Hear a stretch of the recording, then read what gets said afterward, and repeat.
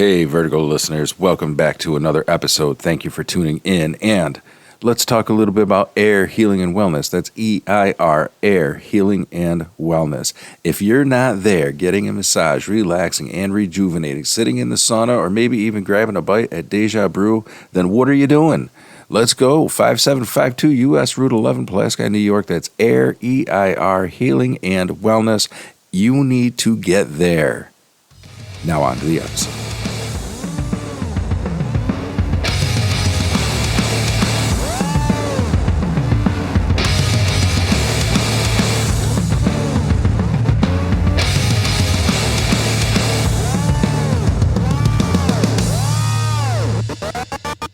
Old school.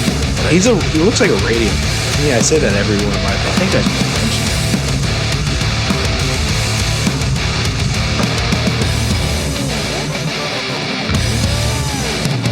mentioned. Like when I got the headset on, I'm in the zone.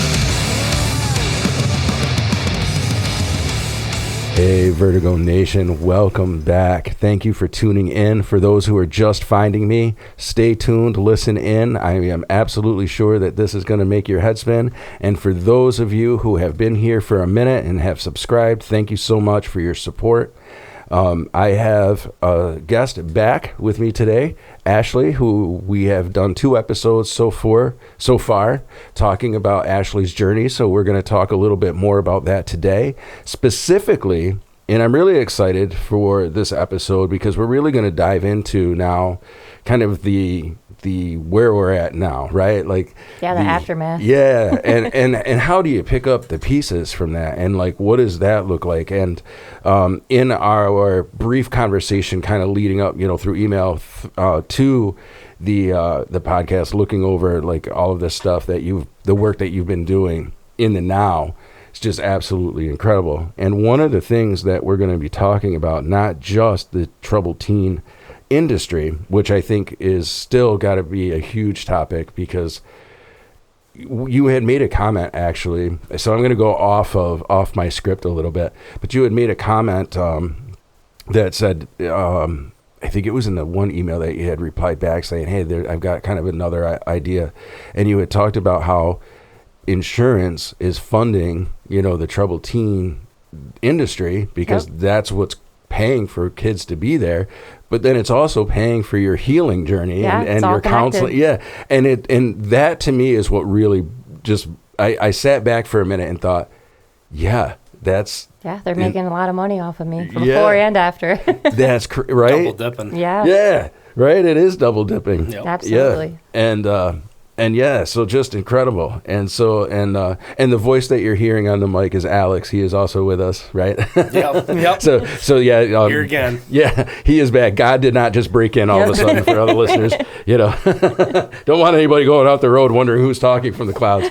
So anyway, so there we go. But we're going to kind of dial in to this CP. All right, here I go again. I was practicing saying this on the mic. For some reason, my brain doesn't break up these constants together. But CPTSD is how I have to say it. So we're going to let Ashley kind of take the mic. But this is something that hits home for me because I am somebody who has also been diagnosed with PTSD and understand these struggles. And so I thought it was extremely important for you to be able to come on and kind of talk about that as well, because it's one of those things that I just don't think is talked about enough. I think that, matter of fact, I'll tell you a quick story and then I'm going to let you take over.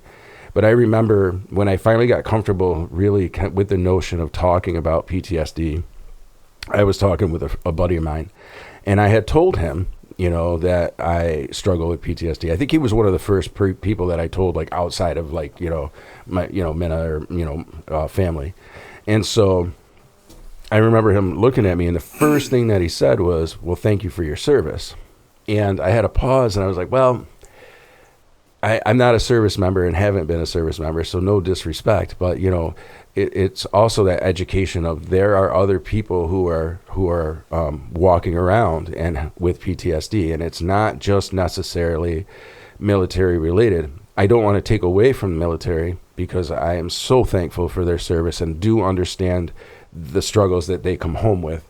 So no, I'm not trying to, I don't know, lighten that or dampen that, but there are other reasons why people have PTSD. And so from there, I'm going to kind of let you kind of take over the reins here, but welcome back and thank you so much for joining. I guess, like you said, we're not taking away from their experience. We're giving a platform to ours, which is people that have experienced different types of trauma.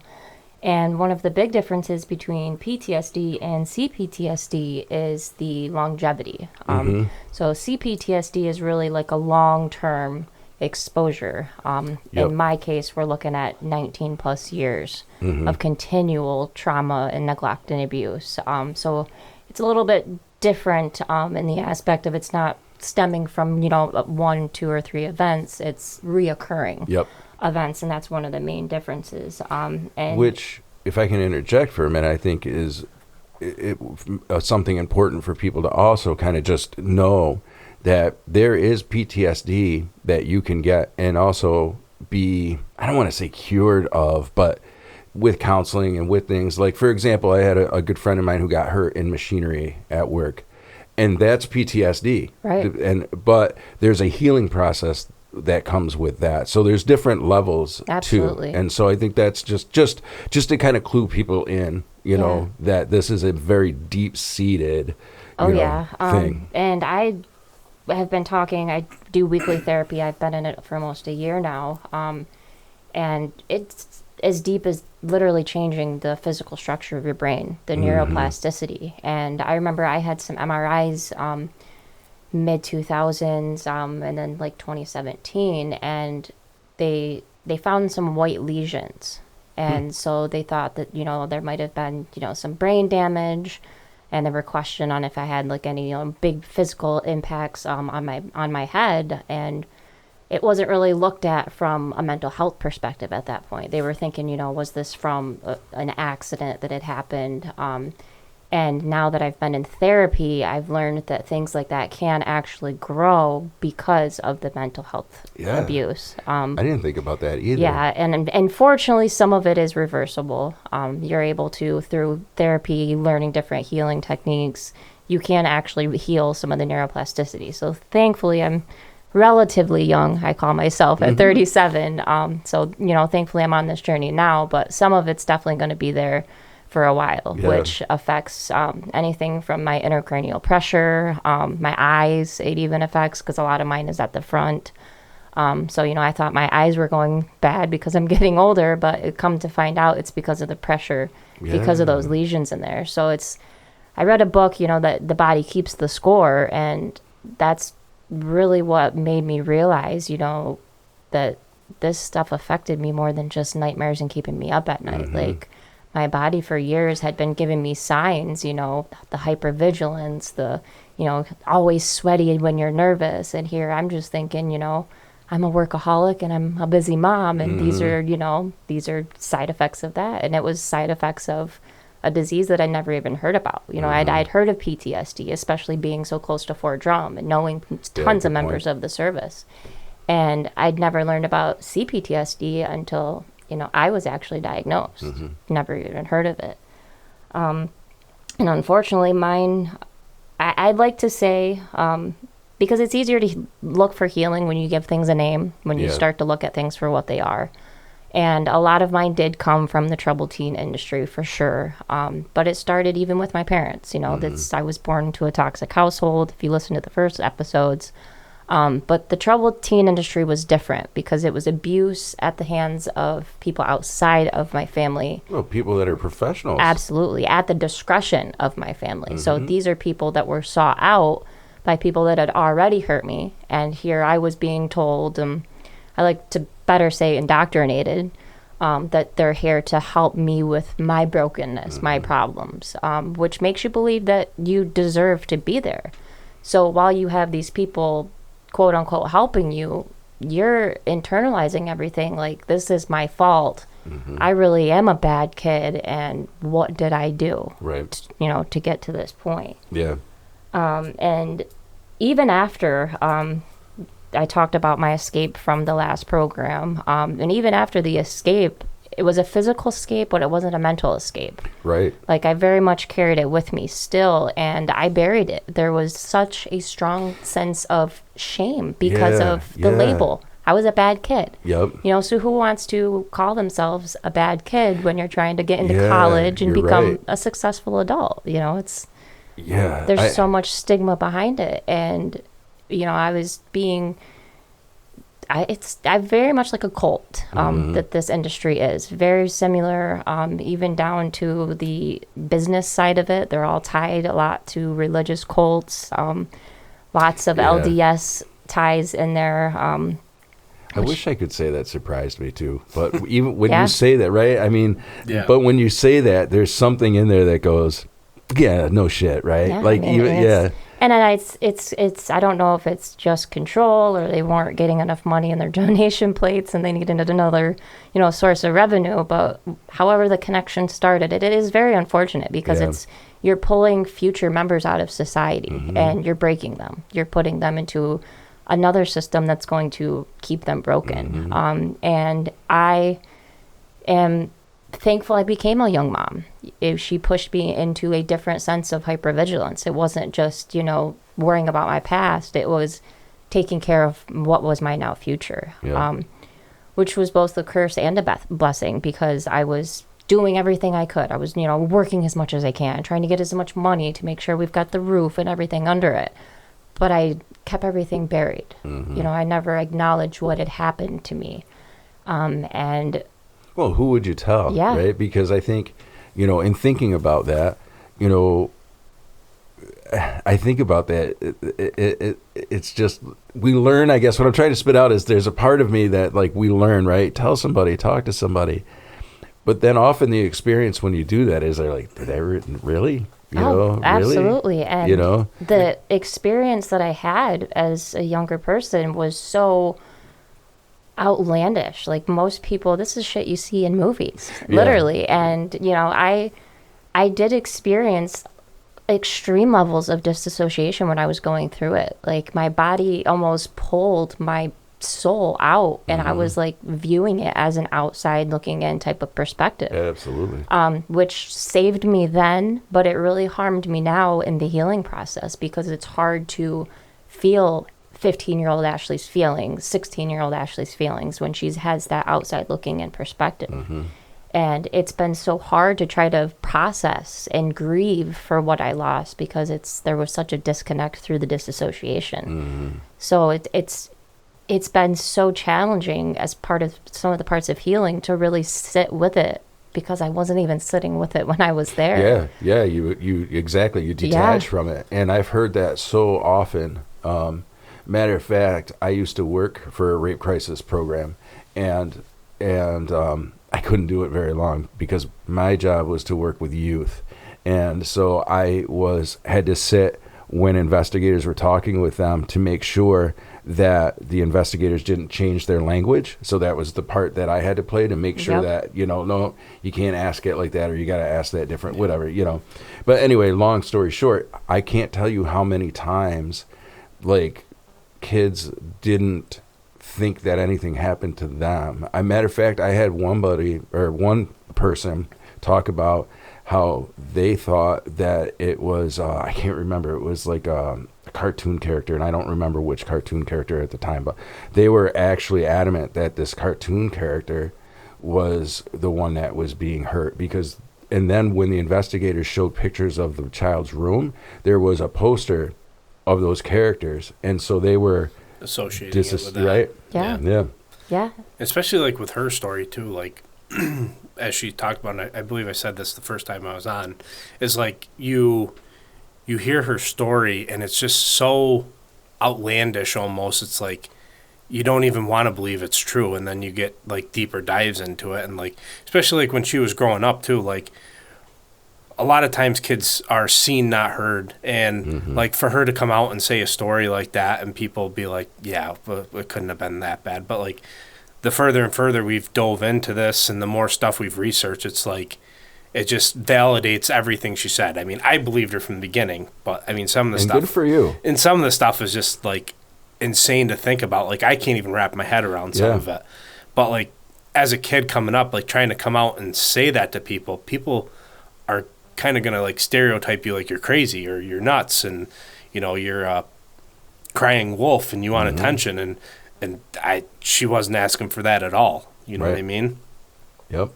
No, it makes sense. And good for you, because Yeah. I think that's the hardest part is, you know, I know for me, I had a frame in my mind, not way back, like when I first got into doing that work at a 20-something-year-old, and got into that because I was broken and looking to heal, but didn't know how. So I ended up in this position of helping other people heal, which that's a whole nother story for another time. But the crazy thing is yeah, you've got it. But what I needed to do, and what I started thinking about, is we hear all these stories and we read all these books, and there's all these that it happened. So why wouldn't we not believe that it would happen right in our backyard or to somebody that we know? Yeah.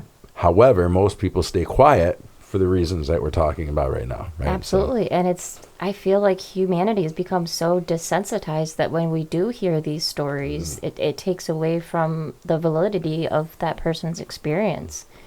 And a lot of mine, I just received my diagnosis. It's been a long time working with my therapist. He's very thorough and very thankful to have found him. And he's, you know, you want a name to give things. Like I said, it's easier to look at things. So we started with looking at the situation for what it was, which was abuse. I was tortured. I was robbed of basic human rights. And then we worked towards the diagnosis. And part of that, we talked about, you know, the kids at Ivy Ridge were able to go to where the abuse occurred, which is a very important part of CPTSD healing. It's getting your brick in the wall, so to speak. It's, you know, the people in Germany having their piece of the Berlin Wall, just just to remember, because it's when you have a tangible thing to attach to a mental health disorder, it really does help you realize that these are real. It helps you pull away from the society stigma of, you know, it's all in your head, because it's really not all in your head. And with my situation being in Florida, it's across the country, so it's not, you know, I've been dealing with agoraphobia, which is afraid to be out in public. So I can't just hop on a plane and, you know, fly to Florida. And another problem is the schools, the troubled teen industry in Florida is very intertwined with the educational system, the Department of Health, and the Department of Juvenile Justice. They are all intertwined. So many of these places are still open. They like to switch hands as far as the ownership name. A lot of them are 501c, so it's easy to, you know, change the name. And unfortunately, 2 of the programs that I were in are still functioning, but they're under different names. So they look a little bit different, put a fresh coat of paint, but there's still, you know, windowless places with barbed wire, and it's, you know, it looks like people that have committed crimes would be. And my crime was essentially born into a toxic family. And I remember the second place that I was taken into, I was escorted by a sheriff. They picked me up from my home. I was handcuffed, not told where I was going, and I entered in the same exact gate, which is very secure. Only staff members. I actually sent you a picture of the gate. I think I remember that. And it's a way that technology has helped me. I've gotten a lot of these pictures through Google Maps, going on Google Earth, and you're able to see over the years the different updates. So I went back as far as I could, and I can see what these places looked like when I was there. And like you said, I'm seeing that bedroom with that poster on the wall. I'm getting a small piece of my brick of the wall, if you will. And that made it very real to me to see pictures and see the color of the paint. And just seeing those things made me feel feelings again. Seeing that gate open and close behind us and know that this isn't going to be an easy way out. And somebody wants me here. And that really made me connect to the feelings. And I've tried to find... you know, Ivy Ridge is a unique situation because it was more of a school setting. They built that whole program with the idea of it's like an alternative school. Well, like I said, in Florida, they're so intertwined with the juvenile justice. There is no schooling. Excuse me. You're essentially a prisoner because your parents want you to be. Right. And that's a whole other level of shame in my eyes, because that's definitely something that you don't want to talk about. I mean, I'm sure if I really wanted to obtain some sort of records, I look bad on paper somewhere. And it really, like you said, you joined, working with, crisis centers because you were broken. Yep. And I didn't realize what I was doing. I went back to school. My first degree was in business. And when I moved back to Sandy Creek, I decided I'm going to go to school for early childhood education.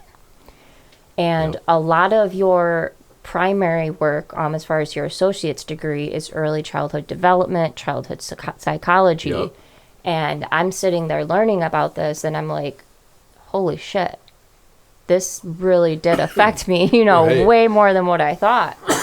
Sorry. And I was about to graduate at the same time when that documentary came out. So not only am I getting hit with the back end on a scientific and mental perspective of actually the breakdown of what was happening, Right. I'm hit with this massive survival testimonial of, we survived all this shit. Now what do we do with it? And we're here to be heard.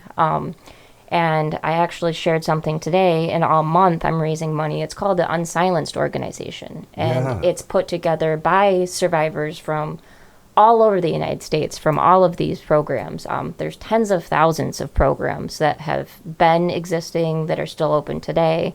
Like I said, sometimes they change names. So if it looks like it's quote unquote closed, it's just Right. reopened It's under just something yeah. else.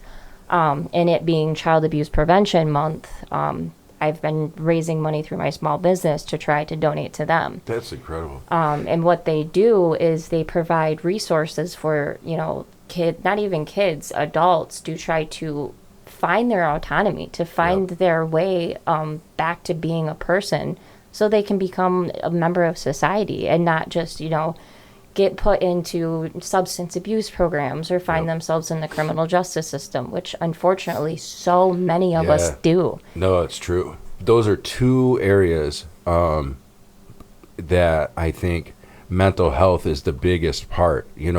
Obviously, I think substance abuse, people would not be surprised at, that with substance abuse, there's usually also an underlying untreated mental health diagnosis. And also, I think with the criminal justice system, although I think people are more aware now that most criminals aren't just quote unquote bad people.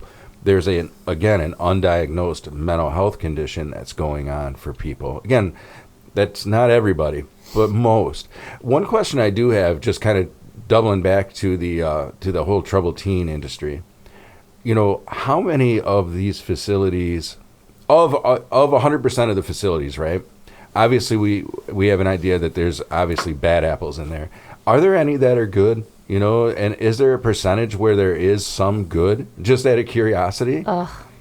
It's honestly scary the more that I've gone down the rabbit hole of working with people, because I'm working with some folks from the Unsilenced Organization behind the scenes, other survivors. I've actually surprisingly found a great community on Reddit, because you're a little bit more anonymous. You can find a community without having your name on there, and you're able to call out these companies, organizations, insurance companies by name, and kind of be around, behind a screen a little bit.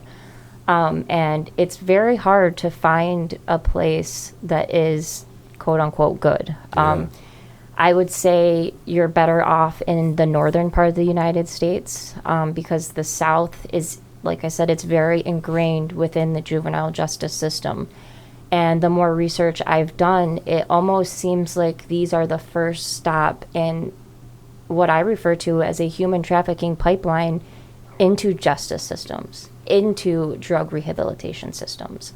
And I'm even finding instances where these people, because they are 501c, they are privately owned companies, are selling the patient's information to drug rehabilitation centers in adult settings. Right. They're selling them to insurance companies to see, who the highest bidder might be and who can make the most off of these people.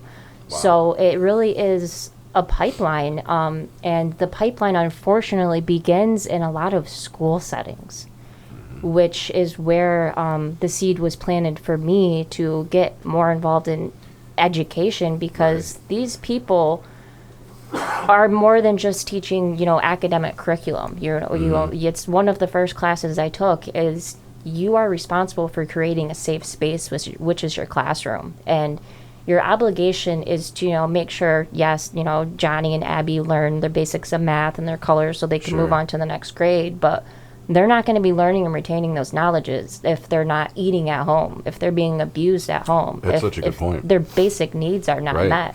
So the safety of your classroom really goes beyond the walls of the physical classroom. Like, you really need to pay attention to these kids. And I didn't have teachers that really paid attention until I was in high school. I wonder, too, how many teachers know that these programs are shitty programs. I don't know how else to put it. I wonder how many teachers really understand, because I can imagine. So from where I'm gonna take it out of when I worked in the healthcare system for a minute. I remember the drug companies would send drug reps in to come and talk to the doctors, and they would bring this spread of food.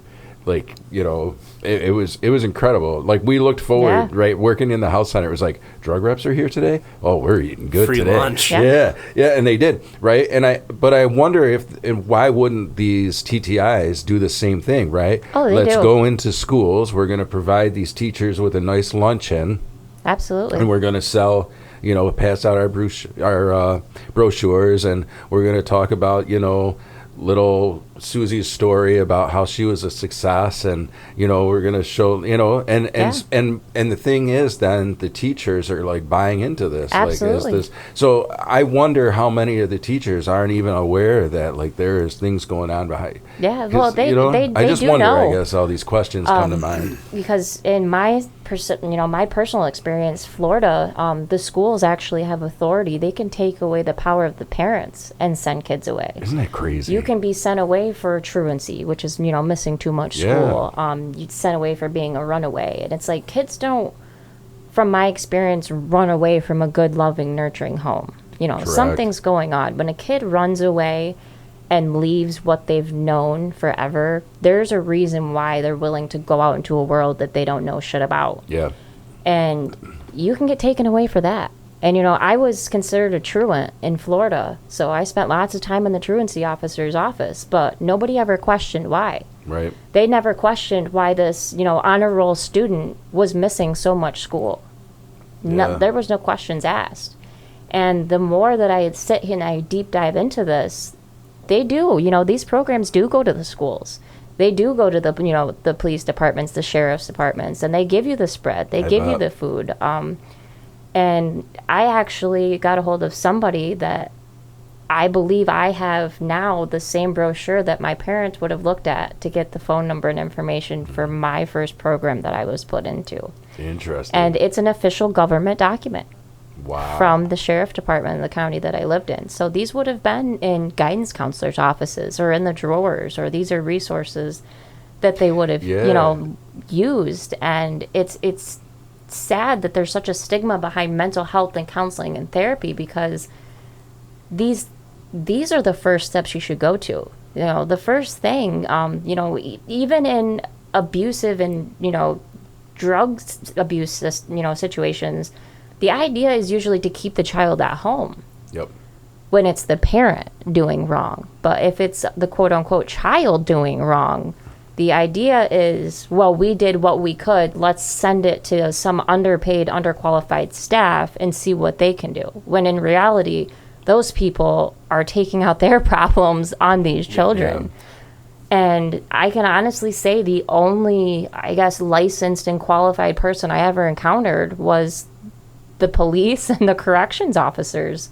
The second program that I was in was actually oversaw by corrections officers. No kidding. Other than that, these are just early 20-somethings people that are looking for a job, and I can't imagine the impact that it had on them. And I've actually I made a Glassdoor account, which is kind of like an Indeed. You can leave reviews for your past employers, and I have yet to find somebody that is in support of any of the programs I went to. Right.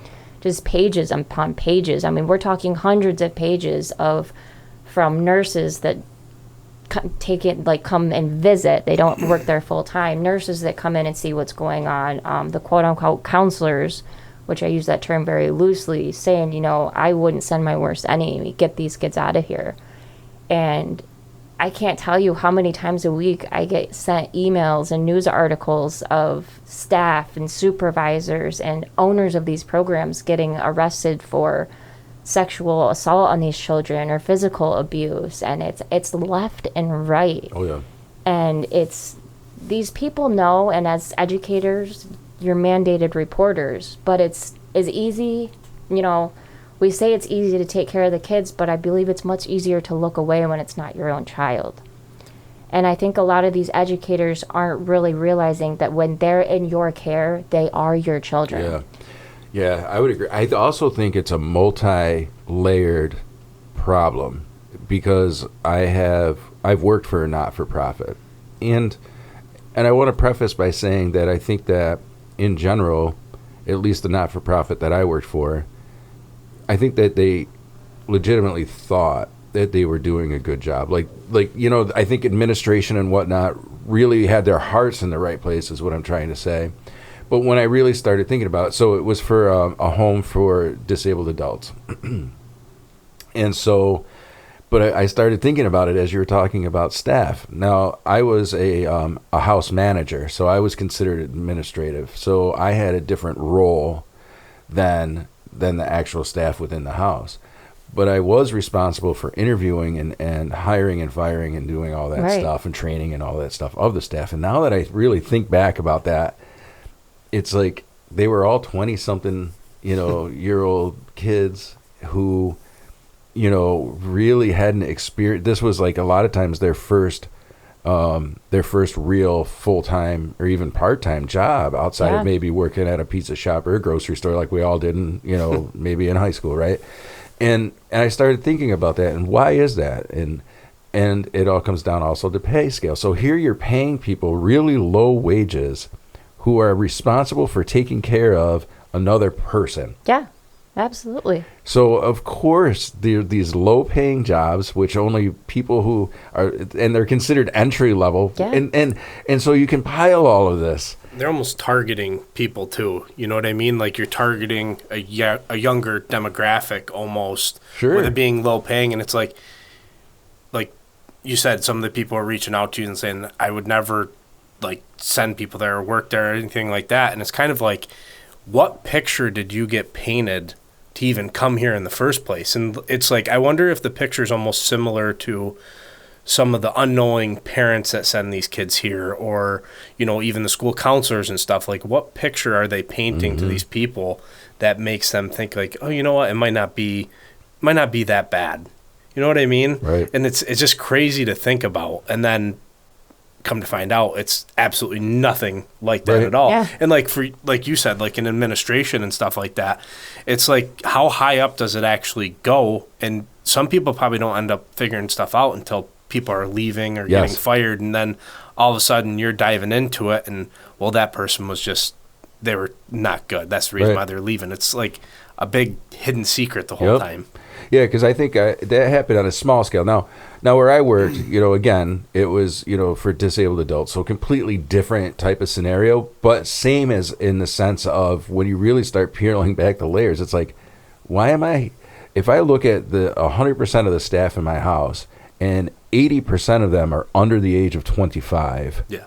And this is their first job, and yet they're tasked with bringing these guys to doctor's appointments, mental health appointments. A lot of these gentlemen and ladies and gentlemen were on psych meds, right? Yeah. And I'm entrusting like this with their lives. And I'm not talking, and I want to be careful because there are definitely 20-somethings who can handle and are, so this has nothing to do with experience or intelligence or anything like that. It has to do with experience. Absolutely. It has to do with experience and experience only, right?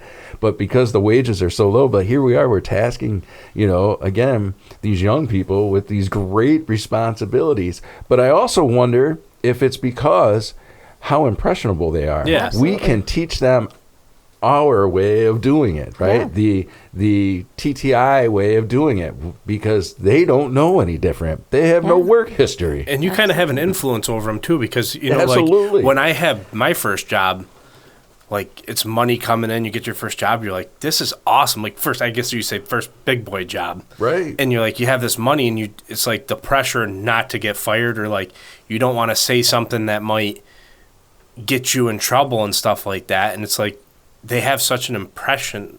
I think that's an impression over you. Yeah. Of like, oh, you know what? My boss, who's been doing this forever, said this is what we do. This is the way we're doing it, and I'm not going to go against it. I don't want to get in trouble. I don't want to get fired. I like the money. It might not be very much, but it's still something coming in my pocket, and I can go do stuff with it. Right. Yeah, and it's you literally lose your autonomy almost when you become part of these systems because of that influence. It's like you leave who you are out in the parking lot and you do what they say for minimal pay. So you're not only are you dealing with the stress of the job, but you're dealing with the stress that you're getting paid so little, you're working so hard, and it impacts your own personal lives. It has to. So it seems to me, and I'm not taking away from your experience of having to live through this, but then it's like there's this multi-layer of abuse that's happening, because you're hiring staff that's impressionable, like you just pointed out, and then you're teaching them these ways, so you're basically making them abusers in a sense, because and making them feel like it's okay to do. You know what I mean? Yeah. Because kids that age are somewhat. You can influence them certain ways. You know what I mean? Right. It's basic us and them mentality. Yeah. Right. Absolutely. You're either on that team or this team, right? And so it's very, very much programmed thinking. Yeah. And it's brainwashing. And that team looks, 100%. they get better stuff. They get more stuff. And this team kind of sucks. So you know what? I'm just going to kind of keep my head down. Exactly. That team I get way more benefits out of. Yeah. I mean, I can't imagine. Yeah. So anyway, not to all this stuff, just as you're telling the story, talking about making your head spin, I guess, and not to, no pun intended, but it connects dots that you wouldn't think. Your mind starts going and going. You start thinking and thinking. Then like you get down the rabbit holes of like looking into stuff and like figuring out more. And it becomes almost in a good and bad way addicting, and like trying to figure out, and then all of a sudden you get an answer to this, and then that's going to bring up more questions in your head. And it just keeps, it's like a snowball rolling down the hill. It's just getting bigger and bigger and bigger. And like, I can imagine some of the stuff like that we've seen and she showed me and saw, and like the inner web and the intertwining and what goes where and the money from who and what, it's just absolutely insane to think of some of the places that would fund these, or people that would fund these, or things that these places are tied into that you would never in a million years even picture that they would be. And it's just absolutely insane. It's the power of money. Yep. Yeah, it's just crazy. It has crazy. the power to dehumanize people, and it goes back to the us versus them. And so like I said, I graduated with my associates in early childhood development, but that's when really I had to face it. It was like my balloon had taken too much air and it finally popped. And so what I thought was just, side effects of being a young 20-something and being a young mom were actually showing up as side effects of CPTSD. So when I started working towards getting a diagnosis, my health plummeted. Physical symptoms left and right, panic attacks every day, just living in this extreme sense of just hypervigilance that it was so hard to get away from. So I couldn't go right back to school. And I'm almost thankful for the moment in time because, like I said, it gave it names to what I needed to face. And it made me pivot. I knew I wanted to help kids, but I realized, all of these systems that had broken me, I was now trying to be a part of by, wanting to go be a teacher, be in a classroom 9 to 5. And this system is way too much for me to break as one person. And being a mom, my daughter, 15 years old, she's the same age I was when I was literally kidnapped from my own bed and taken away. So at the same time as I'm learning about the psychological impacts on an academic level, I'm facing my own experiences head on, and then I'm a parent of a child who was the same exact age, who looks just like me. And here I'm, bitching at her for staying up too late. And then it immediately made me realize, let her be a kid. All this pressure that I had put on her over the years, it was like a release of that when I realized that your job is to do 2 things to these children, to love them and support them. Beyond that, they are looking for their own autonomy. They are their own people. And I see so many parents doing whatever they can to try to control the narrative of another person's autonomy. Yep. And it's one thing to give these kids the tools that, we pick up along the way. And it's like, I look at it as like, a grandpa passing along his tool, the collection he's got in his garage. These are the ones that worked good. These are the ones that worked bad. And when I started seeing it as that type of perspective, I honestly believe that I became a better parent. And I don't just believe that, I know I did, because, teens don't talk a lot. They, especially now, they hide in their room, they've got their TVs, their technology, they're good, unless, the ramen supply is dwindling, we don't need you.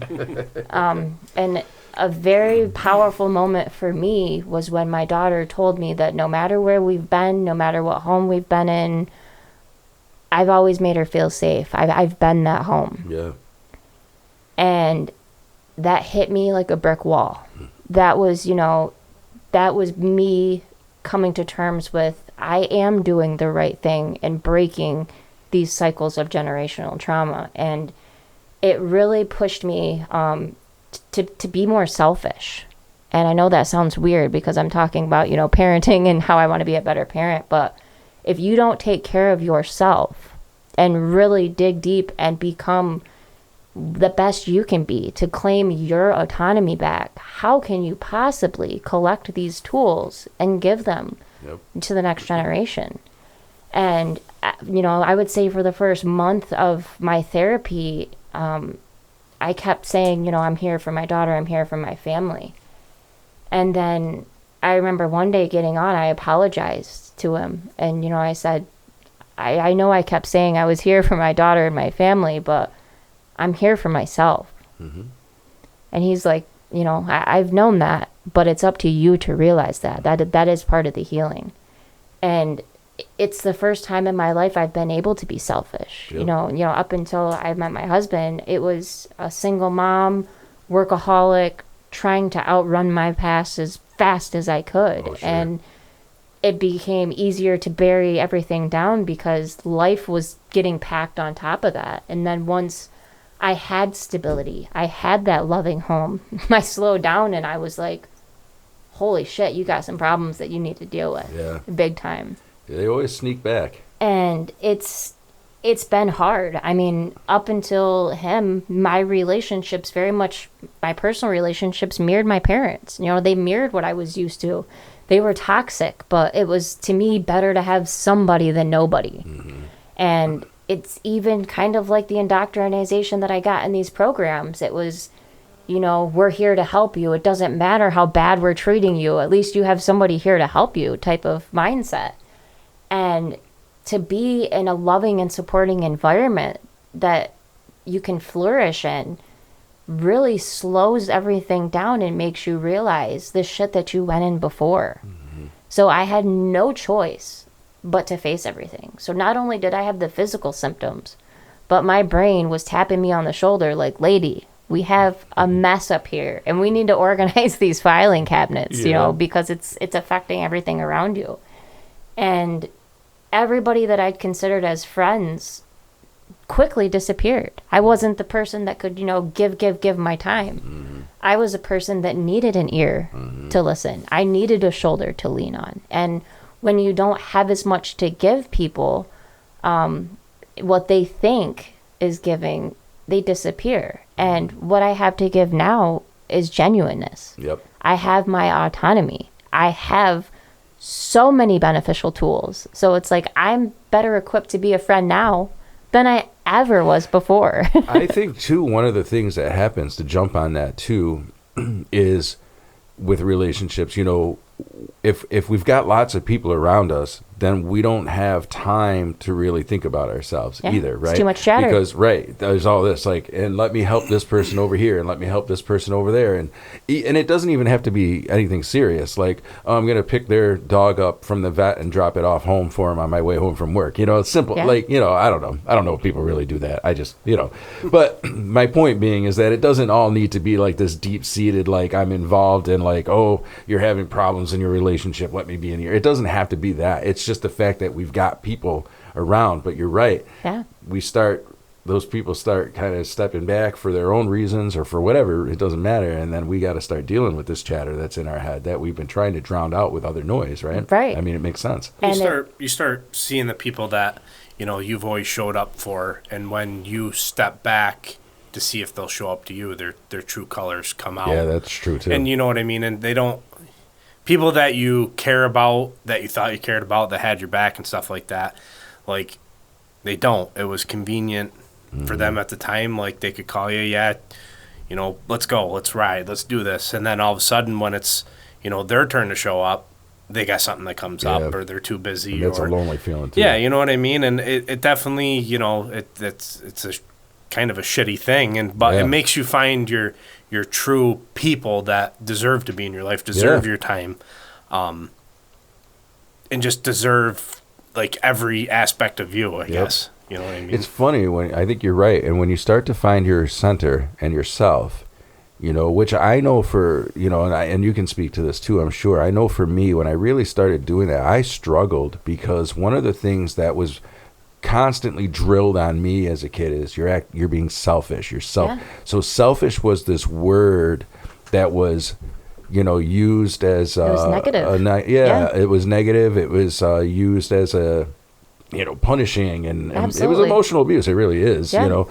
And you know, you think about that now, and as an adult person, I struggled so long to really do anything self-care because that was selfish. Absolutely. Right? It took so long to undo that message and to realize that, like, hey, finding my center and I don't know that I've gotten to the point where I can say I love myself yet, but getting to the point where I can say I like the person that I am. I'm not really a bad dude.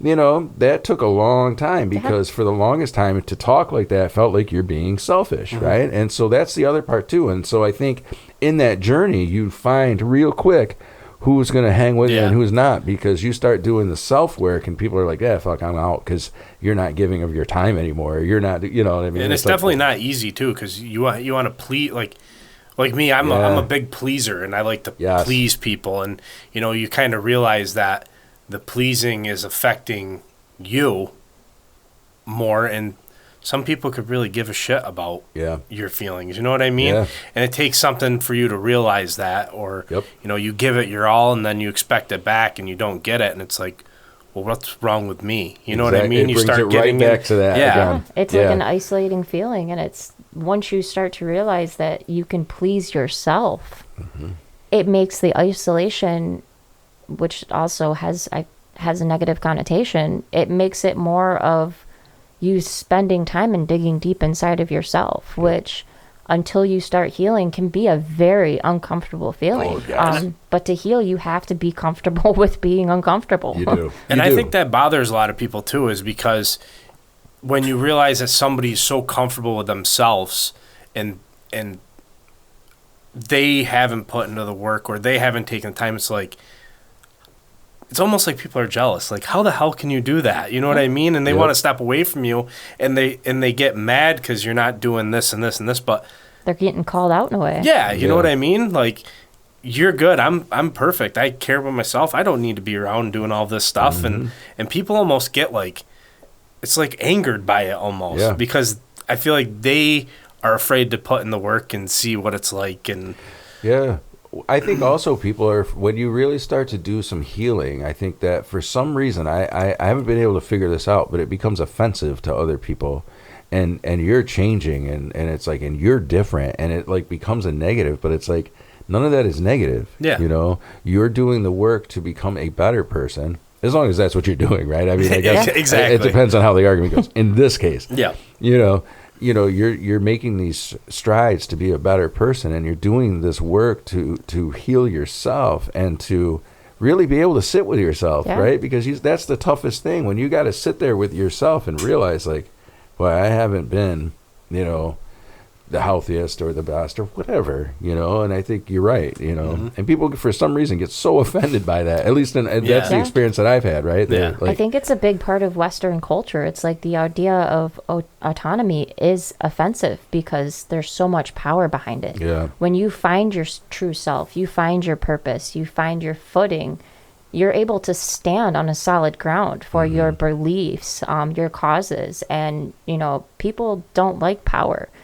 Power is only supposed to be in the hands of so many. And then when you have everybody finding their autonomy, that becomes a dangerous and threatening thing to many people. Sure. And I really think it's a part of Western culture, unfortunately. We're supposed to just be a herd of sheep. So when you purposely do work to become the black sheep, it's like, wait a minute, like that's supposed to be a bad thing, and you don't go against the flow. That's not what we do. it's like the shirt you have, down with my demons. You know what I mean? Yeah. Like, you're getting down with your demons, and it's an uncomfortable thing to do, but it's very relieving thing to do when, like she said, you're at the table with them and you're hanging out with them, and you're having a chat, and it actually becomes peaceful after a while when you realize that they're not demons. Yeah, like they're even, just another aspect. Even calling these so-called not so pleasant feelings, fear, grief, anger, it makes me think of the movie Inside Out. I reference it all the time in therapy.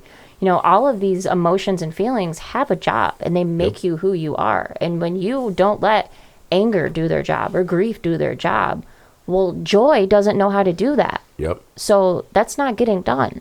And we have, again, a failing system, and that system is yourself. Yep. So when people say, I'm dealing with my demons, it's a negative connotation that's been given to these not so pleasant and desired feelings, which are all just as valid as the other ones. You're so right. And that is such a great, I'm going to have to go back. Gia watches that movie a lot. I'm going to have to go and actually sit and watch it with her. But I think, and this is one of the things that I think I've struggled with, so I'm going to kind of point the question over to you for a minute, Alex. But, I think about from a perspective of being a man in society, and of course we don't show our emotions, but what comes out safely for men is anger, right? How many times, like, I don't know how you grew up, but for me it's like that was definitely the one thing that you saw, like, I can think about even in just language, right? Like, oh, you wait till your father gets home because he's going to be pissed, right? Not because he's going to be disappointed, not because he's going to be sad that you did that. It's because he's going to be pissed, right? Or, so that's the one safe emotion for us.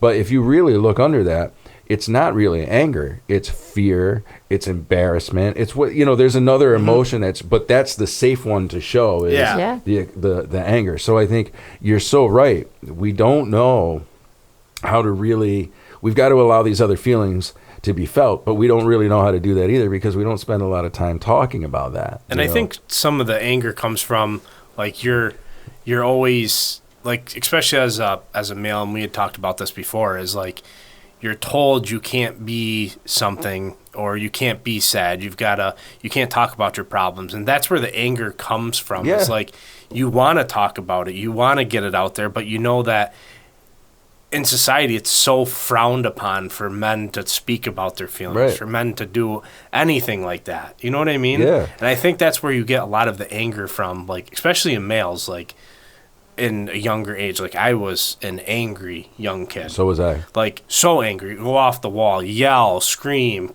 kick holes in the wall, punch holes in the wall. And it's like, looking back, it's like, you didn't have to do that. Yeah, where did that all come from? But it's just like I grew up in a great household, and but I was just such an angry child for no reason really but it's just because you didn't know how to deal with your emotions because you're always told societal norm. Suck it up. You got to suck it up. Yep. And it's one of those things that I think still happens. For example, and this is how I know, because whether it's life imitating art or art imitating life, right?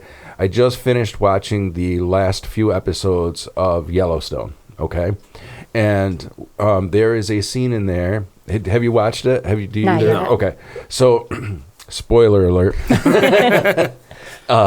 But there is a scene in there. Obviously, everybody knows John Dutton is the head of the Yellowstone Ranch, and in the end of the season, he dies. Okay? So I hope that's not. I think people know that by You now. just ruined everybody. Yeah, there's so many people who haven't Oh my watched it yet God. who just went, Sean? Anyway, but there's this, so there are, and it deals with cowboys, all right? So they're all these tough-ass cowboys that work these ranches, doing, all the stereotypes of what we think cowboys, that's what's in the show. So anyway, this one guy who's known to be kind of like this rough dude, has to tell one of his cowboys, one of his, I don't know what they call him, but his lower ranking cowboys, that John Dutton passed, and he was like a father figure to this guy. And so, anyway, the reason I'm getting long-winded about this is it sets the whole scene. It's just there. He goes, hey, Jimmy, let's take a walk, right? And you see these guys walking off, and they get to the spot, and he tells them, hey, I got to tell you, John Dutton died, blah, blah, blah.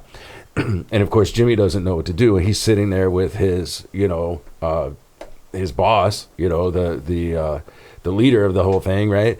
And he's trying not to show emotion, and it just the whole scene kind of shows you, in my opinion, how men are with each other. And of course he gets teary-eyed, and the guy slaps him on the back. He goes, I hate when that dust gets in my eyes too, Jimmy. Why don't you go take a ride? Yeah, and it shows you're vulnerable. Right. You know what I mean? Right, but it also shows that we still don't know how to address this stuff, right, amongst men. Yeah, not at all. We don't know. Like, can you imagine having, I worked construction, I worked in the oil field. I couldn't imagine telling my foreman, or my foreman having to explain to me that somebody passed away and what kind of emotion, because in that field, like, it was dangerous to show emotion. Yep. In the oil field, that was weakness. You couldn't show that amongst your brethren. You were then the weak link, and you didn't want to be the weak link. You know what I'm saying? Yeah. So it's Because it's one of those things, like, if if something bad goes down, you want somebody that isn't, like you said, the weak link, isn't going to be emotional, not be, somebody is going to be ready to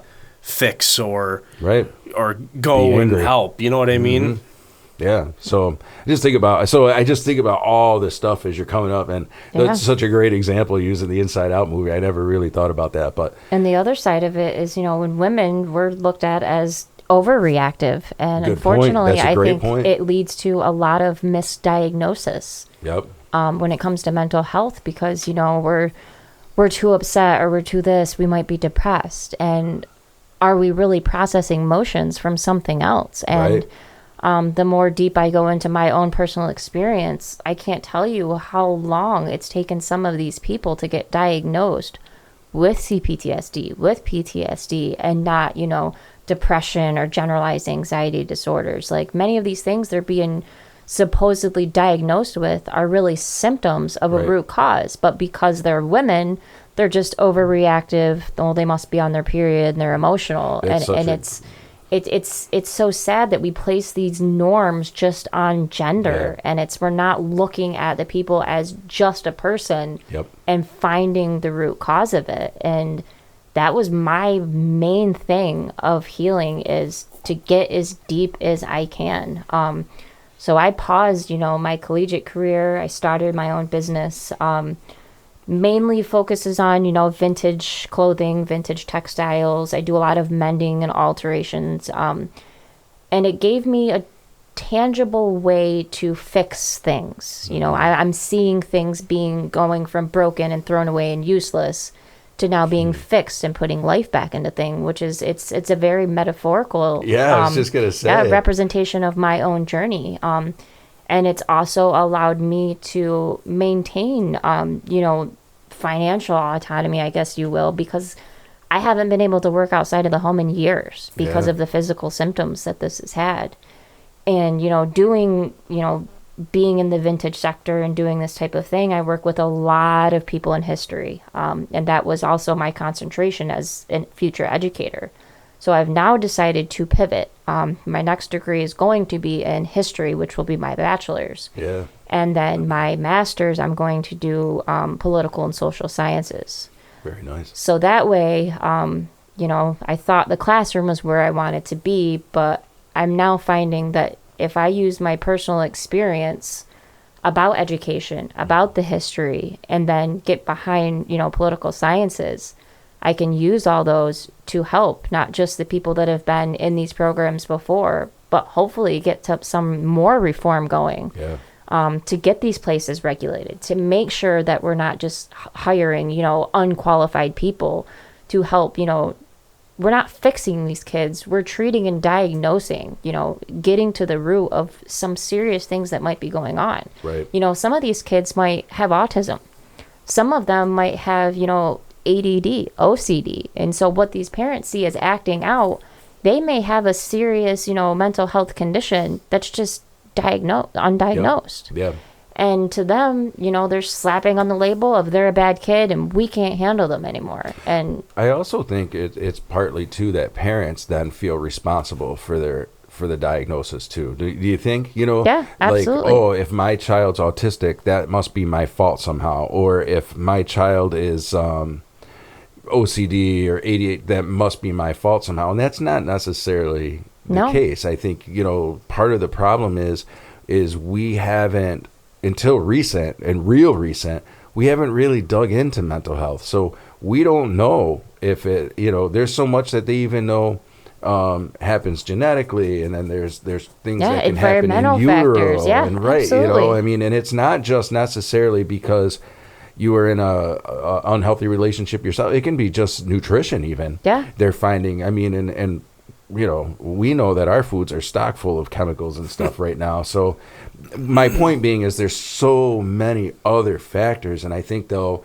again, it comes all back to that message that there's still, I know for me, at least keeping it on the eye, that if someone were to say to me, oh, your child has blah, blah, blah, there's a ping of like, did I cause that? Like, even if I can work through that, there's still that, man, what did I do? To, And I think that's another side effect of Western culture.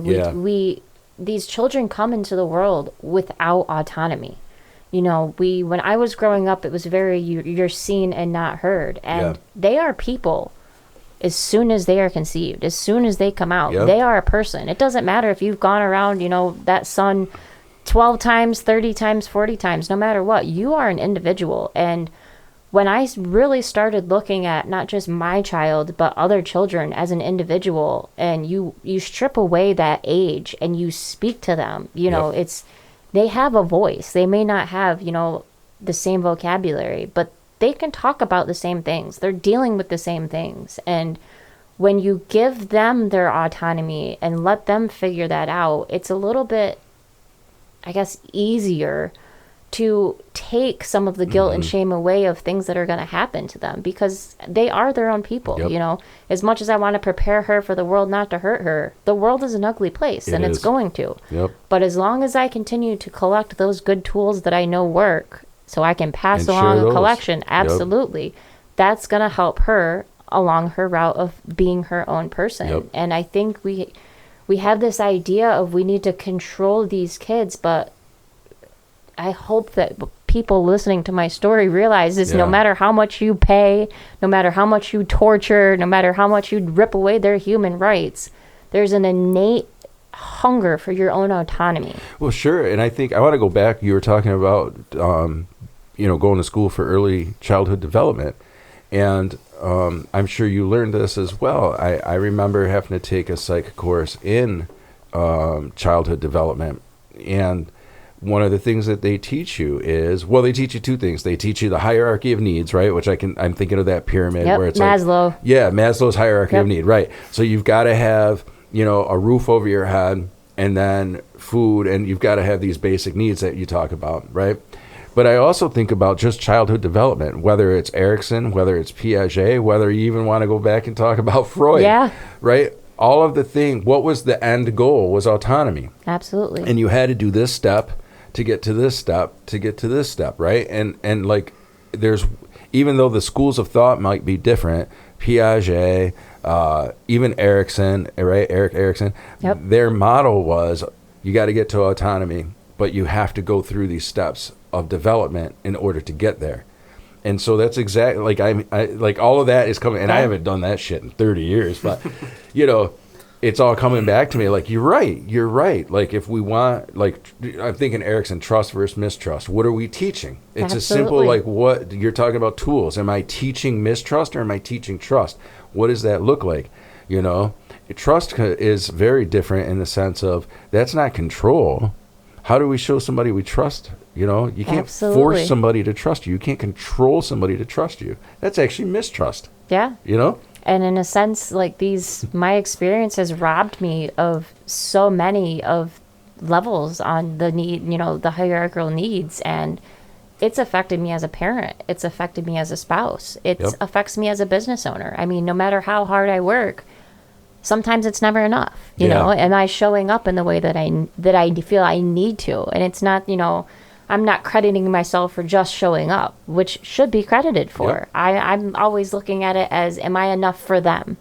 Am I putting in enough work? And you have to learn to give yourself grace all throughout life. Like, you do. Not just in hard times, but in good times. Like, I've been probably preaching sermons to my daughter about, give yourself grace, because you have to show up for yourself, and it's not going to look the same for everybody. That's right. Your best is not their expectations, and you're not here to fulfill other people's expectations. And if they show up and they enjoy them, then those are your people. Yeah.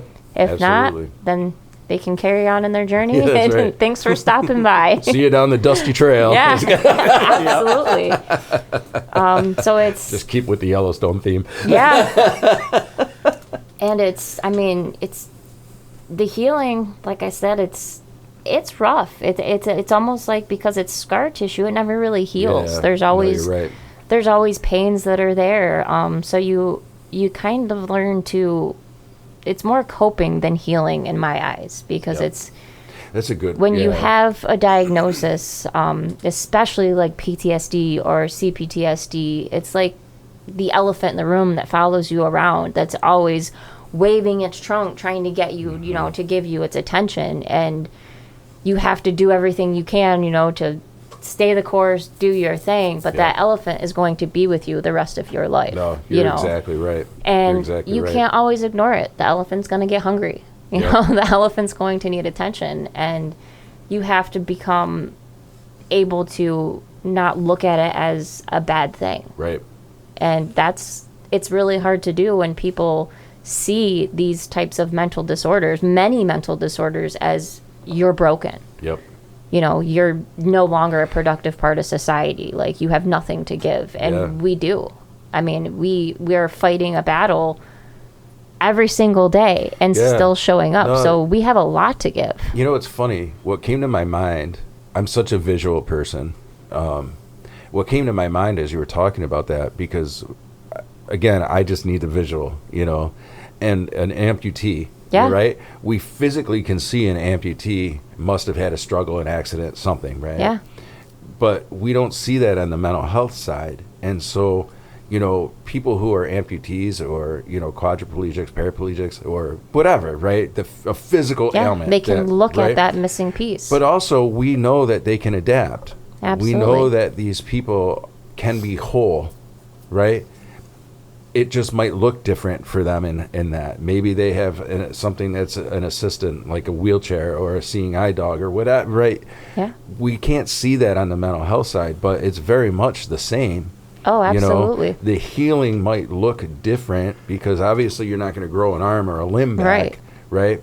But you become adaptive. And I think that's the importance with diagnoses with mental health too, is it gives you a starting ground to be able to start chipping away and working at something. And so you might not be whole in the perspective of, like, I'm a perfect healed human being now with all my 10 fingers and 10 toes, right? But that doesn't mean that we can't adapt and we can't or find our prosthesis that we can lean on. Fucking A. Yeah. Right? Yeah. Yeah. No, really. Absolutely. Like, we actually had that same conversation last night. Like, not that I would want to lose a limb, but it's like I have lost parts of myself. Exactly. And not being able to see them, I think has been a little bit harder for my healing. Yep. But now that I'm trying to dig in and think about, Maslow, the needs that that weren't met, and thinking about them and spending time with myself in those areas is helping me to see the amputation. And it's helping me to find the coping skills and the mechanisms that I need to help, the crutches that I'm going to need, because sometimes it's going to be harder to walk than others because there's definitely been an amputation of some part somewhere. Yeah, I just can't see it, and it's, there are resources out there, and unfortunately most of them are from survivors of this program that have gotten together, that are working to create these programs and help people, not just the kids that are newly out, but adults, providing them with occupational therapy. You can even, this company that I'm working with, Unsilence organization, we'll even mail you a laptop, basic care kits. That's absolutely incredible. Free therapy, which, like I said, it's hard to find people from your specific program because there's so damn many of them. But they offer therapy in, online group settings, so I can connect with kids from Utah and California and Georgia, because even though we were in different places, we're all very much a part of a very sinister program that it has similarities in every facility. So they have been incredible, free monthly therapy. And a lot of these people do come out, trying to figure out their autonomy and where they fit. A lot of people can't afford therapy. Even with my insurance, I still have to pay. Well, and even right now, I mean, there's so much up in the air right now, programs being cut and whatnot. And I don't want to get political, but it's just the reality of what we all are living in right now. Absolutely. So that's crazy. I want to rewind back one thing, though. You talked about that you're a business owner, and you talked about how, and we did briefly touch on a little bit how some of past traumas and whatnot have also impacted your career and work life and all of that. Because this is one of the things I think that is such a struggle. And I'm going to use that, not to overuse that analogy, but I'm going to use the analogy of a physical disability again. So again, if you're blind, if you're deaf, if you're missing a limb, whatever, obviously, again, that's something that we can see as a problem. And obviously, I feel like there's a little bit more, I don't know what the word would be. I don't want to say forgiveness, but there's a little bit more of a understanding of why somebody might not be able to perform a physical job or this or that. But again, mental health, we don't because we can't see it and we can't, maybe correlate it the same way, but that also impacts our 100%. Career because that's one of the things I feel like that I can speak to, that I've dealt with in my work life, is how mental health impacts that. I know for me, because it came up a little bit, and we didn't touch on this, we can do it, obviously we'll do it right now, but imposter syndrome very much is a trauma response. 100%. In imposter syndrome, even though it's not a DSM-4 or 5 diagnosis, it is still, I like to think of it as a symptom of, right? So absolutely. It's a symptom of. And where I have experienced that the most in my life is definitely in my career path.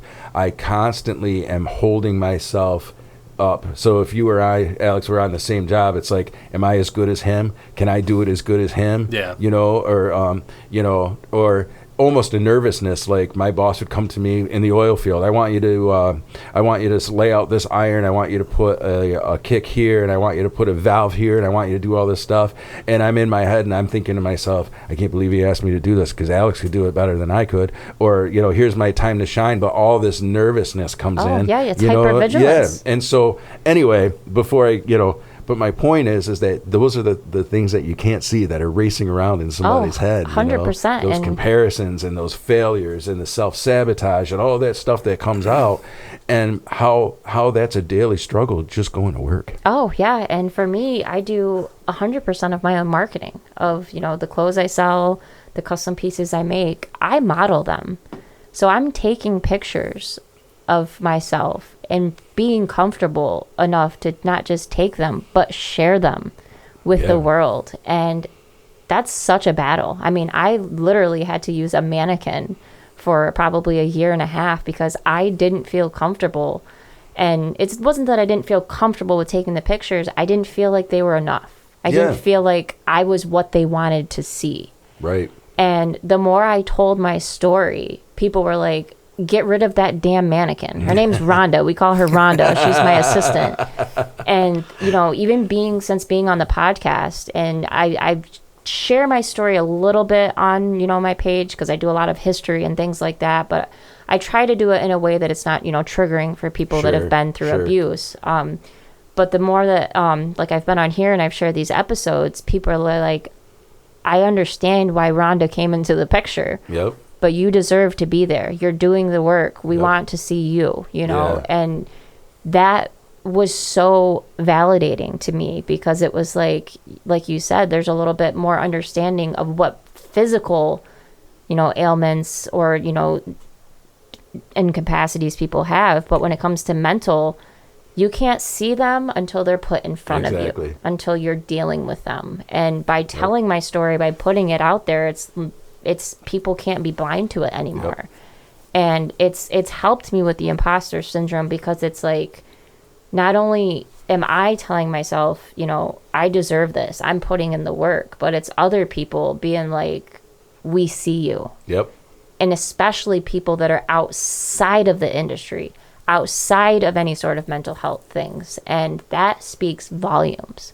And that's why I'm here. That's why I continue to talk about it and advocate it and, you know, work with these groups and provide as many resources as I can so that they can help people because this platform is powerful. Yep. Your stories are powerful. And I can only tell my story. You know, there's so many other people that aren't ready to tell their story, but hopefully me telling mine will give them, you know, the sense that they deserve to be heard too. Everybody's story should be told by themselves, not by somebody else, because the story loses its genuineness. You lose the, you know, the emotional attachment to that person's lived in experience when somebody else tells their story. And this is a way to do it, you know. Podcasting, if you're not comfortable being on film, this is a great way to do it. Reddit, like I said, can't tell enough good things about that. There's communities there. Even if you want to work behind the scenes, unsilence.org, great resource. They can, you know, keep you don't have to put yourself out there. I'm not saying you need to, you know, be on Instagram taking pictures of yourself, you know, putting yourself out there. There's so many ways that you can show up for yourself. And it's baby steps. You know, it's about building the comfortability. And I think that's the importance in that too. And I love your story. I think that it's great. I appreciate that you come and share. And I think you're right. Like, just the ability, and that's what I love about this, right? Being able to just kind of connect back to our humanness, you know, a little bit. And understand that there are things going on behind the scenes that we cannot see. You know, people are having struggles. And again, you know, it's important to have a little bit of grace. Absolutely. You know? I think that's so true. Right? All right.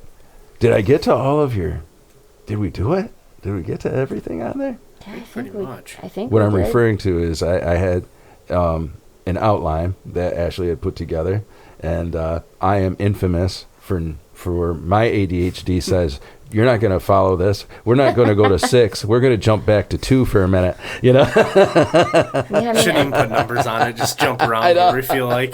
I mean, I think the only thing, I mean, not that we missed, but it's you know, there's resources out there. Yes. And not just a message to my younger self, but I look at, like if you're familiar with nesting dolls, over, you know, in those in are Europe. Russian, right? Yes, they're the doll. Matryoshka dolls. They're referred to over there. So explain. They're the doll that's inside the doll that's inside the doll, right? And that's the way I look at human development. You know, we start from the small one, and then as we get older and bigger, more knowledge and experience, we get that, you know, new shell on the outside. But all of the other dolls are still in there, still present. So I have conversations throughout my healing with all ages of myself. I've talked to 20-year-old Ashley. I've talked to teenage-year-old Ashley. I've talked to, you know, adolescent Ashley. So if I really could, you know, open all my doll set and really talk to the smallest one, I would tell her, you know, it's going to be more than okay. Like, you may not have the love and support that you have now, but it doesn't have to just come from an outside source. Right. You can give yourself love and support. And at a young age, it can feel lonely because if you're not being given that, you don't really know what that looks like. I agree. But as you get older with experience, and like I said, in my stable relationship now, once you really feel love and support, it's so much easier to give it to yourself. Yeah. And that would be the best message that I could give younger Ashley, I guess, is that it's coming. Yep. And that you already know that you're not getting it because you know what's happening to you is wrong because you hurt.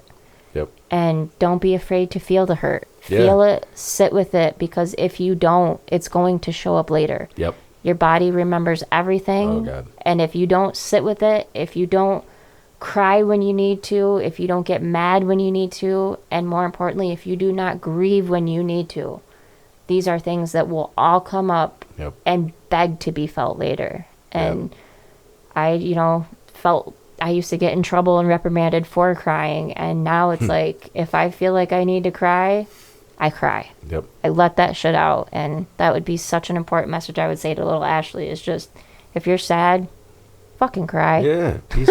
Right. Be It's sad. okay to be sad. It's okay. It doesn't even it's have to okay. be just a sad cry. It can be a happy cry, Oh, too. yeah. You cry for Absolutely. anything. Yeah. You know what I mean? No, that's such a great point. You know, Just think, like when the geese are coming back and saying that it's going to be summer. You Oh, can I cry break for down. That. Yeah. He came home one day, and I'm in the driveway breaking down because I saw my first large flock head over, and I just broke down because it's just a beautiful sign from nature saying, new growth is coming. Yeah. It's a new chapter. This It's- is just our sign. We'll see you guys when we head It's south. so weird. Like, I got goosebumps literally right now saying that because it's so true. All these messages that have been either taught to me or told to me over my professional experiences, right? And one of the things, you've brought it up several times, sit with your feelings. You got to sit with your feelings. You got to really sit with that stuff Yeah. and figure it out. But the other thing is to give acknowledgement, to be in the now. How often are we in the now, yeah, And we're we always trying to really- get to the next Yeah, thing. Get but through it's it. okay, right. Instead Yeah, of let's be just get through it. Be in it. I think about that even at work, right? Like it's Monday. I just got to get through the week. Yeah. And it's like, I'm approaching 50. I don't know how many more weeks I just want to Right. get through anymore. Absolutely. You know what I'm saying? You Because want it's to like, be, you Yeah. want to I'm live on the Monday. other side of that bell curve now where, I Yeah. don't know that I got 50 years still in front of me. You know what I'm saying? Right. So anyway, on that note, I really appreciate you coming in. Listeners, if you do have questions, you can tag me on Facebook. You can also reach out to Ashley through Facebook. Also Instagram. Yeah. TikTok, which I really just use TikTok more for marketing stuff. I don't really know if there's any more of a use for it than that. But definitely, like I said, Facebook, definitely Instagram. I do have email, which I'm terrible about putting that out, but that's vertigopod@gmail.com. So VERTIGOPOD @gmail.com. So you can certainly reach out that way. So plenty of ways. You can also leave a comment on Apple and or YouTube or Spotify, wherever you're listening. Those comments do get back to me. So don't hesitate to ask questions. And also, if you're interested in coming on, Ashley, you were talking about being able to have a voice and being able to tell your story has been something that has been very empowering for you. And, Yeah. I would like to give that opportunity to other people too. If this is a forum that you're interested in and want to explore, reach out. And even if you don't want to come on Vertigo, but maybe you want to start your own podcast, I can certainly tell you on how to do that as well. So thank you so much. Yeah, thank you for having us coming again. in. And so much appreciated. And with that, I guess Vertigo listeners, I hope this was an episode that intrigued you and hope that it made your head spin. Thank you for tuning in.